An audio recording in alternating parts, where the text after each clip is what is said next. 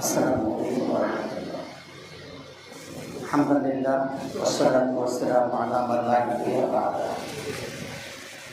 খেলাফত মজলিস ঢাকা মহানগর দক্ষিণ কর্তৃক আয়োজিত আজকে পরবর্তী রাষ্ট্র গঠনের রাসূলুল্লাহ সাল্লাল্লাহু আলাইহি ওয়াসাল্লামের আদর্শ শীর্ষ আলোচনা সভায় উপস্থিত সম্মানিত সভাপতি, উপস্থিত প্রধান অতিথি, অতিথিবৃন্দ, ভাইয়েরা,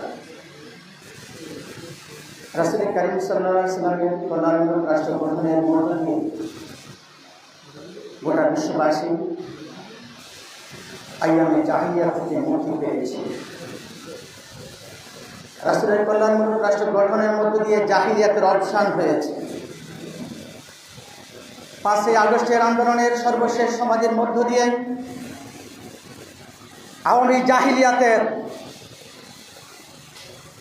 মূলকে উপড়ে ফেলার পদক্ষেপ নির্মিত হয়েছে বাংলাদেশে। কল্যাণমূলক রাষ্ট্র গঠনের জন্য আল্লাহ তাআলা পবিত্র কোরআনে 4টি কর্মসূচি দিয়েছেন। বলা হয়েছে, আল্লাযীনা ইন মাক্কান্নাহুম ফিল আরদ আকামুস সালাহ ওয়া আতাউজ যাকাত ওয়া আমারু বিল মা'রুফ ওয়া নাহাউ আনিল মুনকার। কল্যাণমূলক রাষ্ট্র গঠনের জন্য আল্লাহ তাআলা নির্দেশ দিয়েছেন যে সালাত কায়েম করো, সালাত প্রতিষ্ঠা করো। সালাতের মধ্য দিয়ে মানবতার চরিত্র তৈরি হবে, মানুষ পাপ মুক্ত হবে। কোরআনে বলা হয়েছে, ইন্নাস সালাতা তানহা আনিল ফাহশাই ওয়াল মুনকার। নিশ্চয় নামাজ মানুষকে অশ্লীল এবং গর্হিত কাজ থেকে বিরত রাখে। সুতরাং এই আদেশ প্রাপ্ত হওয়ার পর সাহাবায়ে কেরাম সহ ইমানদারগণ নামাজের এমনভাবে প্র্যাকটিস করেছেন যে তারা পাপ কাজের কথা ভুলেই গেছেন। সুতরাং সালাত কায়েমের মধ্য দিয়েই সালাত ভিত্তিক সমাজ ব্যবস্থা প্রতিষ্ঠা করা সম্ভব। সালাতের মাধ্যমেই মানুষ পাপমুক্ত জীবন পায়। নিষ্পাপ এবং নীতিবান মানুষগুলো নৈতিক চারিত্রিক গুণাবলীতে মণ্ডিত মানুষগুলোই সমাজের যদি দায়িত্ব পায়, তারা সমাজকে সুন্দর এবং সুষ্ঠুভাবে পরিচালনা করতে সক্ষম হয়। এই জন্য আমরা যে 5ই আগস্টের বিজয় লাভ করেছি, স্বাধীনতা লাভ করেছি, সে স্লোগান দিচ্ছি। মূলত এই প্রেক্ষাপটটা, এই অবস্থাটা আমরা কার হাতে তুলে দিতে চাই? তিনি কি সালাত ভিত্তিক সমাজ ব্যবস্থা, রাষ্ট্র ব্যবস্থা গঠন করবেন? তিনি কি সালাত ভিত্তিক সমাজ ব্যবস্থার জন্য পদক্ষেপ নেবেন? তিনি কি নামাজি মানুষগুলোকে দায়িত্ব দিবেন, যারা দুর্নীতি করে না, যারা সুদ খায় না, সুদ দেয় না, ঘুষ খায় না, ঘুষ দেয় না? প্রিয় ভাইরা, প্রথম কর্মসূচি প্র্যাকটিস হলো সালাত প্রতিষ্ঠা করতে হবে। নামাজি মানুষদেরকে সমাজের দায়িত্ব দিতে হবে। প্রথম কর্মসূচি হলো সালাত ভিত্তিক সমাজ ব্যবস্থা। ওয়া আতাউজ যাকাত, দ্বিতীয় কর্মসূচি হলো জাকাত ভিত্তিক অর্থ ব্যবস্থা। জাকাত ভিত্তিক অর্থ ব্যবস্থা প্রণয়নের মধ্য দিয়ে সমাজের নিরীহ মানুষগুলো, বঞ্চিত মানুষগুলোর অধিকার ফিরিয়ে দিতে হবে। ধনাঢ্য মানুষগুলোকে তাদের ভারসাম্যমূলক অর্থ ব্যবস্থা গড়ে তোলার জন্য সহায়তা করতে হবে এবং সমাজের নিরীহ মানুষগুলো যেন তাদের মৌলিক শিক্ষা দীক্ষা, বস্ত্র, বাসস্থান সহ মৌলিক অধিকার পূরণ করতে পারে, সেই পদক্ষেপ নিতে হবে।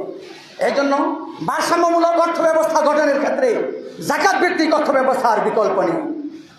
এরপরে বলা হয়েছে, ও আমারু বিল মা'রুফ, যে তোমরা সৎ কাজের আদেশ দাও। সৎ কাজের আদেশ করুন। আপনি একজন মানুষকে ইসলামের দাওয়াত দিলেন, এটা কি সৎ কাজ? একজন মানুষকে ভালো কাজ করার জন্য বললেন, এটা কি সৎ কাজ? মোটেও না। এটা আপনি একটা ভালো কাজের অনুরোধ জানালেন, আবেদন জানালেন।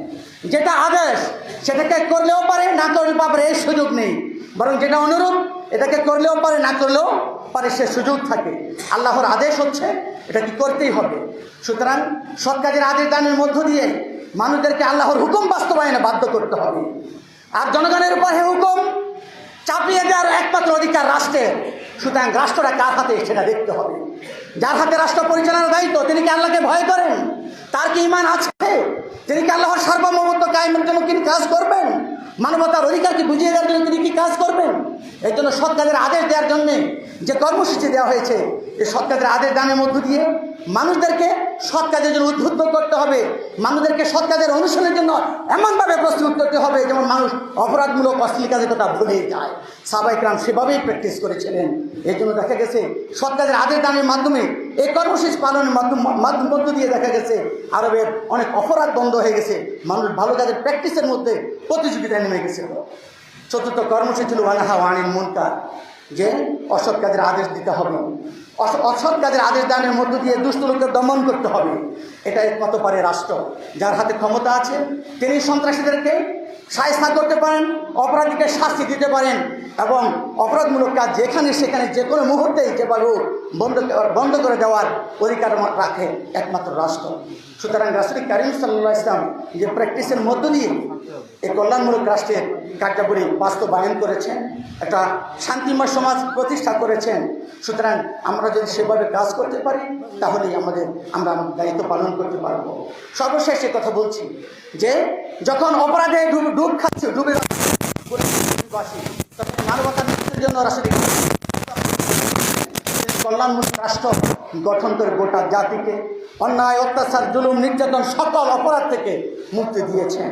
সুতরাং আজকের এই প্রেক্ষাপটেও আমরা যদি এই 4 কর্মসূচি নিয়ে মাঠে যেতে না পারি তাহলে আমরা শুধু বাংলাদেশ নয় গোটা পৃথিবীর কোনো জনপদকে শান্ত করে তুলতে পারবো না।